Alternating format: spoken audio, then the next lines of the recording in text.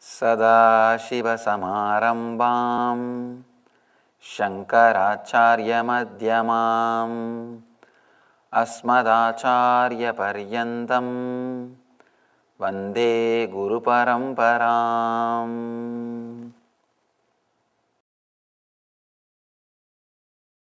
Beautiful sutra. He says, in a moving vehicle, by rhythmically swaying, experience it, or in a still vehicle, by letting yourself swing in slowing invisible circles, let you experience the consciousness beyond body mind.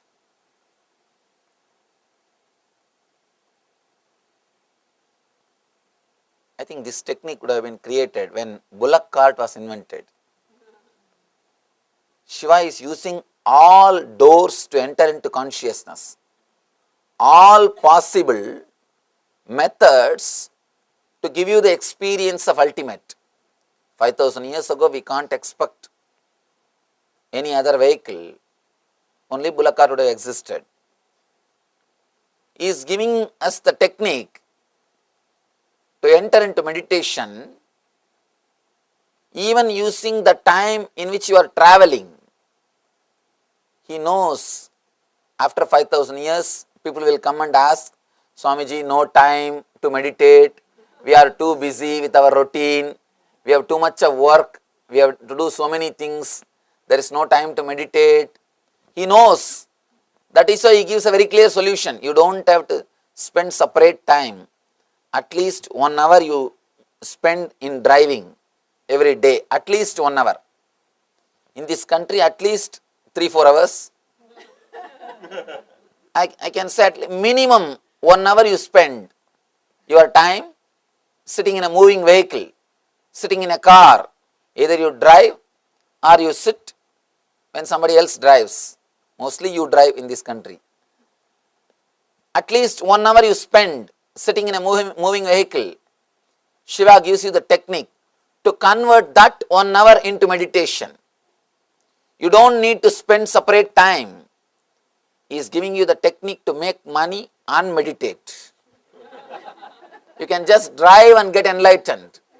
I can say it's a technique for driving into enlightenment, or driving towards enlightenment.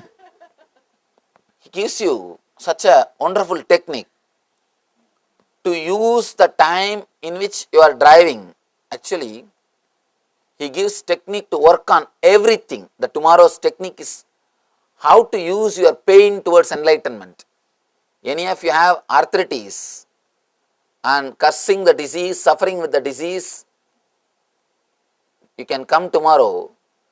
That is a technique for you to use, and use that same pain and enter into enlightenment.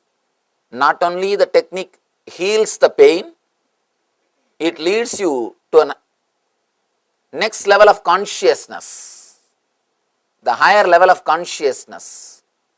Now Shiva is giving you the technique to use the time in which you are traveling, any vehicle, whether car or bus or flight, whenever your body is being carried, whenever your body is moving in some vehicle, you can use this technique to use that time for meditation or to enter into higher consciousness. Shiva has used all possible methods. Practically, in this 112 sutras, he covers all possible situations which can happen in human beings' lives. He has used all situations to enter into the experience of enlightenment. He gives us the technique, knack, how to use that time, how to use that moment to take a quantum jump into the consciousness. Now he is teaching us how to meditate in a moving vehicle. In moving vehicle, how your body is, how your consciousness is, how you can use the time to disengage from yourself, to disengage from the I, ego, and to move to the next level. I can say, technique to drive you into enlightenment. When you are driving, you can drive into enlightenment.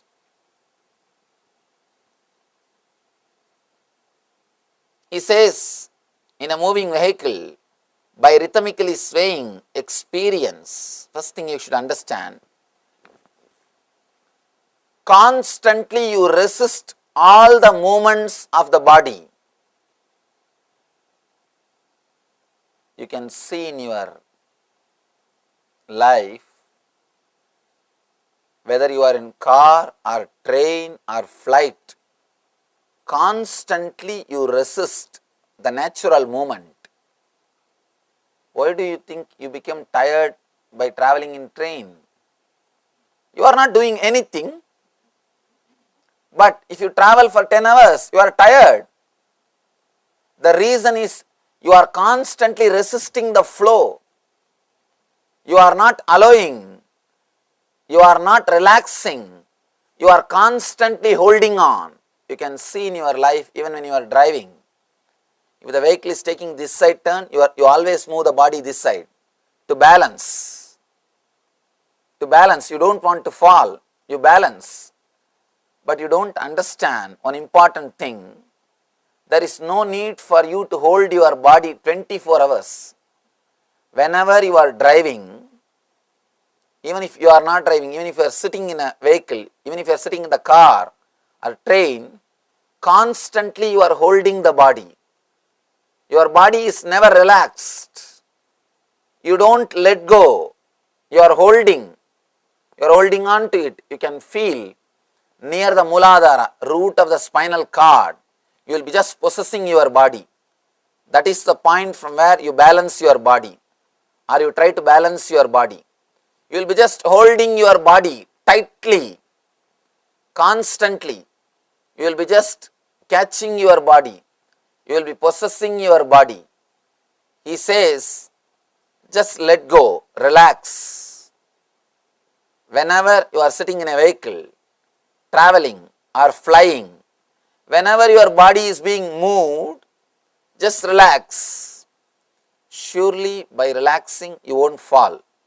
Especially in the modern day, these are so comfortable, you won't fall. But by your very nature, you resist all the movements. See, when you are a child, you can see how the kids whirl. Kids whirl. They always cooperate all the movements of the body. You can see them whirling, spinning around, just jumping, and not in one culture, around the world, in all the culture, kids whirl and jump. Why? That is the movement exists in every one of us. In every one of us, as a natural thing, the movements of body exists. Body is moving. There is a swaying movement in all of us constantly. Kids, they know that movements and they entertain it or they encourage it. They just allow the body to move. They are very happy with it. But you never allow the kids to move their body. Somehow you feel uncomfortable if the kids are jumping around. You are afraid they may hurt themselves. You don't understand an important secret. When kids fall, they don't hurt themselves. Only when you fall, you hurt yourself. Please understand, you fracture your bone not because of weight, but because of resistance. There are thousands of researches done. The same force, the same distance. If kids fall, they don't hurt themselves. If you fall, you break your bones. One more, you may say, we are heavy, Swamiji. No. They even calculated. See, for you, if you fall from 10 feet height, what impact is created on your body? To create the same impact on the kid's body, they may have to fall a few feet more. Even if they fall from that height, the injury is only 10%. There are so many researches done by the doctors, And moreover, when you drop the kids in the water, they automatically start swimming. Only after growing, you make them forget that they know swimming. When body movements are arrested by the so-called training, they forget they know swimming by their nature. Recent researchers show when kids are put in the water tub, immediately after birth, they start swimming. They are swimming. By your very nature, your body is liquid. It flows. It moves. By and by, when you teach the kids not to use their body too much, not to whirl, not to move, not to be active because you feel uncomfortable. To tell you honestly, it is a subtle jealousy. Somebody is so happy, you can't tolerate. Somebody is jumping in front of you, it is too much. We can't tolerate. Only when they also become dull like us, we feel comfortable. Now we feel, yes, now we have reproduced ourselves. When the kids are encouraging their body movements, they will be so alive, so active, so bubbling, overflowing. You can see one more thing. After the travel, you will always be tired. Kids will never be. I have seen people come to see me in India. They travel miles, hours, and especially Indian roads. Oh God, straight way to hell. Indian roads are such beautiful roads. And actually, Indian roads are created to create more and more bhakti and devotion in the people's hearts. Unless you have faith on the God, you can't travel on that roads. They are specially designed for that. Now, India is such a spiritual country, we design everything for spirituality. We design everything only for spiritual purpose. You cannot travel in those roads unless you have surrendered yourself to God. Unless you have tremendous faith or devotion to God, simply you can't travel in that roads. And I have seen people will come to see me, 10 hours of travel, 12 hours of travel, 1 day of travel. The moment they come inside, the elders, they will ask for room to go and rest. They will ask for room to go and get, they will only come next day to see me. But the kids, first thing, they will drop everything, jump and come to the meditation hall. You will never see them tired. You will never see them tired. I have always seen they are so alive. They don't get tired by traveling because they do not resist or possess the body.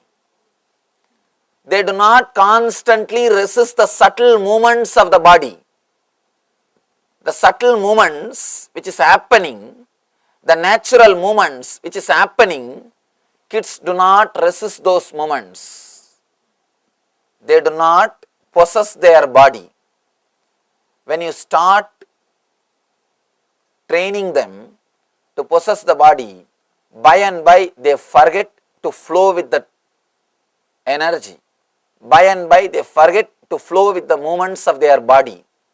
They start creating solid rock. They start becoming like a stone.